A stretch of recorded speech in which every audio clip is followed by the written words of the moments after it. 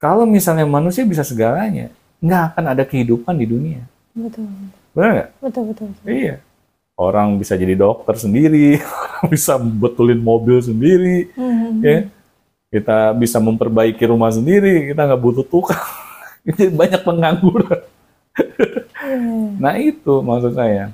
Tapi kalau misalkan nih, karena tadi kata Bapak, di mana yang kita bisa dengan cara gampang kita bisa dengan bagus itu misalnya kayak kayak gitulah bahasanya. Tapi kalau kita nggak nemu gimana Pak? Nemuinnya gimana tuh? Nemuin bidang yang kita kira-kira itu emang bidang kita gitu. Ya makanya kalau menurut saya, agar kita lebih mudah mengetahui bidang kita, itu sejak kecil. Kita diarahkan oleh orang tua kita. Nah, orang tua harus mau mengobservasi anaknya. Apa nih yang menjadi kelebihan anak kita? Apa yang dia tuh istilahnya apa ya? Menonjol gitu di dalam diri anak kita. Nah, kalau masih anak-anak, biasanya anak-anak itu nggak banyak maunya. Dia lebih mudah untuk mengetahui siapa jati dirinya. Tetapi kalau dewasa, kita udah terlalu banyak maunya gitu. Kita pengen cepat kaya lah, kita pengen eh, ya istilahnya melakukan hal-hal yang instan lah. Ya. Karena ya bisa aja kita nggak mau dengar omongan orang lain yang misalnya mengecilkan kita lah. Akhirnya kita menutup diri kita dari siapa jati diri kita yang sebenarnya. Nah itu akan semakin sulit untuk mengetahui diri kita aslinya. Karena terlalu banyak apa namanya tameng gitu yang menghalangi kita. Nah, tapi kalau anak-anak itu lebih gampang. Karena mereka belum terlalu banyak ini ya, diracuni oleh lingkungan. Nah akhirnya mereka lebih gampang untuk menemukan potensi diri sejatinya. Nah, tapi kalau orang dewasa emang lebih struggle. Lebih struggle. Kita harus berniat gitu. Kita pengen tahu apa sih yang menjadi kelebihan kita. Ya. Kita sadar gitu. Misalnya selama ini kita belum tahu dan kita berani gitu untuk mengambil segala resikonya untuk mencari keingintahuan kita ini sampai dapat. Ya, Hmm. meskipun orang lain misalnya mengecilkan kita, meledek kita, terus istilahnya ngapain sih lo capek-capek pengen tahu apa yang menjadi potensi diri lo, buat apa sih, nggak penting, sekarang itu yang penting cari uang. Betul. Nah, kalau misalnya kita gampang dipengaruhi dengan omongan-omongan seperti itu akan semakin sulit lagi. Kita bisa mengetahui apa yang menjadi potensi diri sejati kita. Ya kita harus intinya tutup telinga lah dengan omongan-omongan negatif kayak begitu.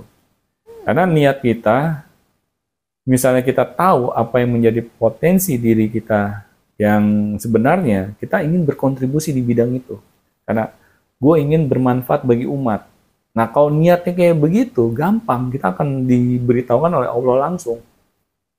Ya saya di dunia pendidikan ya, saya nggak ada background sama sekali, sarjana pendidikan, sarjana psikologi, nggak ada sama sekali gitu. Ya saya masuk ke dunia pendidikan karena saya merasa ada yang salah nih sama dunia pendidikan Indonesia nih, yang perlu diperbaiki. Nah, saya waktu pas bertanya-tanya ke diri saya sendiri gitu, berkaitan dengan dunia pendidikan yang nggak ideal menurut saya ini, akhirnya ya sudah, saya memberanikan diri untuk terjun langsung. Mungkin bagi sebagian orang, wah ini orang ekstrim banget nih. Nggak punya gelar sarjana pendidikan, nggak punya gelar sarjana psikologi, kok nyemplung bikin sekolah, yang sekolahnya itu bukan sekolah pada umumnya lagi. Itu karena terlintas di dalam pikiran saya. Jadi saya bikin sekolah itu bukan karena gue bikin sekolah pengen cepet kaya gitu. Bukan karena itu, karena merasa yang salah nih di dalam dunia pendidikan di negeri ini gitu. Dan saya akhirnya dikasih tahu sama Allah gitu ya, ini salahnya di sini, di sini, di sini, di sini, di sini gitu kan.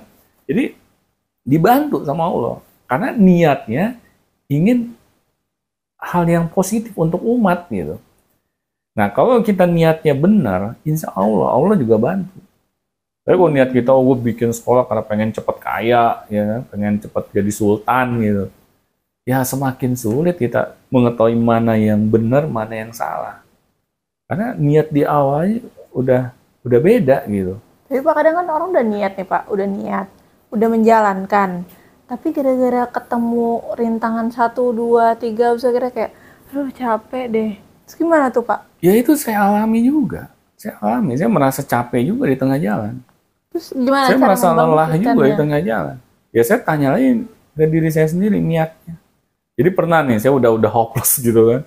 Saya udah istilahnya udah ingin ngibarin bendera putih lah gitu. Saya nanya ke ayah saya, ayah, ini kayaknya sampai di sini deh kayaknya gue bikin sekolah gitu kan. Ini sekolah yang saya buat ini kayaknya bukan sekolah yang umumnya ada di masyarakat deh. Kayaknya masyarakat tuh masih perlu diedukasi lagi, sedangkan dapur perlu ngebul nih, gitu kan. Betul, betul, Terus betul. ayah saya nanya ke saya, niat kamu apa bikin sekolah? Nah, terus akhirnya saya berkontemplasi kan. Oh iya, gue niat sekolah ini kan karena gue pengen bikin sekolah yang kalau gue jadi muridnya aja, gue seneng datang ke sekolah ini. Yaitu sekolah yang bisa ngembangin potensi anak-anak didiknya. Bukan karena gue bikin sekolah pengen buru-buru jadi orang kaya. Nah, di situ akhirnya saya mikir gitu, oh iya ya, gue udah salah niat nih. Saya berubah lagi ke niat awal akhirnya. Dan saya jadi semangat lagi. Kita memang nggak bisa meminta orang lain terus yang menyemangati kita. Nah, tetapi kita boleh berdiskusi gitu dengan orang yang memang kita bisa percaya, misalnya kayak orang tua kita, ya kayak saya kan, saya ngobrol sama ayah saya kan, yang tadinya saya udah pengen nyerah, tapi ayah saya malah ngasih saya ya nasihat gitu. Tanya niat awal kamu apa? Ya. Nah di situ akhirnya saya baru tercerahkan gitu. Oh iya, gue udah salah niat lagi nih gitu. Jadi manusia itu kan dinamis ya. Kadang imannya di atas, kadang di bawah, ya, kadang di tengah-tengah gitu. Itu normal. Nah, tetapi kita harus punya prinsip gitu, bahwa yang namanya kehidupan itu ya naik turun itu wajar gitu. Yang wajar kalau kita turun terus. Nah itu, yang nggak wajar tuh kalau kita turun terus. Nah makanya kita harus cepet-cepet naikin. Misalnya kita naikkan iman kita naikkan semangat kita. Yang penting niat di awalnya benar gitu. Karena niat awal itu yang akan mempengaruhi hasil akhirnya. Ya, itu yang malah paling besar gitu dampaknya gitu. Makanya kan kayak Nabi Muhammad bilang ya segala sesuatu itu inama amalu biniat. Karena yang Allah nilai itu niatnya loh, bukan hasilnya. Ya, niatnya karena apa nih? Karena aku, apa karena yang di luar aku? Ya, kalau di luar aku ya kamu nikmatin aja sendiri nanti hasilnya gimana. Ya, kamu akan capek sendiri gitu. Karena ada yang kamu angan-angankan. Misalnya kita bekerja karena pengen cepat kaya. Oh, gue nggak kaya-kaya ya. Akhirnya kita berhenti bekerja. Kita gonta-ganti pekerjaan. Akhirnya kita jadi makhluk jadi-jadian gitu. Nggak jelas gitu.